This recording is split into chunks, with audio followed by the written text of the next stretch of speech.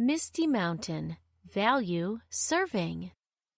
Misty Mountain was the most perfect place there could be for two young bears to grow up together. Benji and Bambi were the happiest bear cubs on the mountain when they were tiny. All the forest creatures knew it when it was playtime because they ran through the forest, tumbling over everything, chasing anything, and never catching anything except each other. The fun they shared was contagious. All of Misty Mountain was at play when the bear cubs were at play. As they grew up, Benji and Bambi were always close, but Benji became an expert hunter and fighter. He many times fought enemies for the borders of Misty Mountain and was a hero to his friends and family. But just as many times, he created wars and fights that didn't have to happen and made trouble for the people creatures that shared the mountain with he and his sister.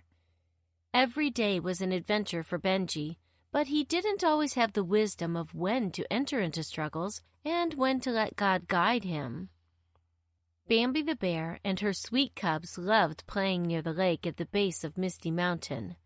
When they played, they brought great joy to all living things, just as she and her brother had done when they were young.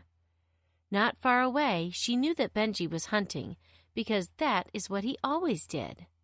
Suddenly, the alarm went up. Through the trees in every species language, the alarm was the same: danger, wolves. The Asante band of roving wolves were back to Misty Mountain to raid and kill and destroy.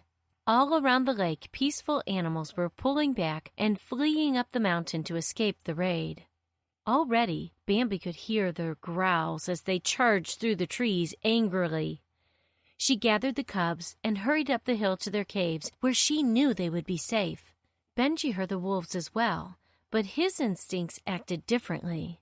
Instead of retreating to the hills, he took position to defend his beloved mountain and his family and friends. Somewhere in his mind, a voice said, "Don't fight them alone, Benji. Think before you attack." And that voice sounded like his sister, Bambi. He watched carefully from a shelter place as the wolves gathered in a clearing to mass before they attacked. Before they could organize, he was on them. The battle was fierce, and for a while Benji was winning. Wolf after wolf leaped upon him, only to get batted away with claw marks on his head or chest for his trouble. Benji bit and growled and clawed, and dozens of wolves were wounded. But the battle wore on him, and suddenly he realized he was injured and starting to fail. His growls turned to howls of pain and tiredness. Without warning, he was hit from behind by a very large wolf, and he fell. Turning, he looked up, knowing that on his back he was sure to lose, when he saw something he never expected. Behind the faces of the angry demonic wolves stood a bear, as large and ferocious as any he had ever seen. She erupted with a growl that shook the trees and could be heard to the very top of Misty Mountain. Bambi tore into the wolves, swatting them away from her brother and sending them flying into trees, over bushes, and even into the lake. Their fierce growls and howling became frightened yipes.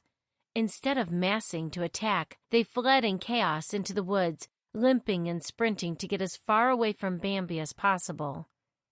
The Asante wolves never returned to Misty Mountain again.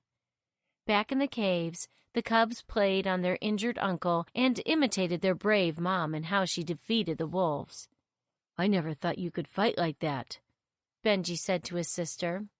"It is good to fight for what is right and good, and anyone who loves their family will fight to protect them.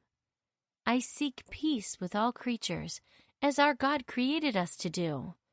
But this is a world with evil in it, and brother, when evil tries to take over good, it will have a fight from this timid mommy bear." "Timid mommy bear," the cubs laughed and mimicked her, swatting and making mock wolf cries. Benji laughed at their cute play and thought of the valuable lessons he learned. They were lessons about fighting and about defending what you cherish, but they were also lessons of peace and joy that had always been the life testimony of his sister. And that day, Benji's heart changed from the love of battle to the love of family, God, and peace.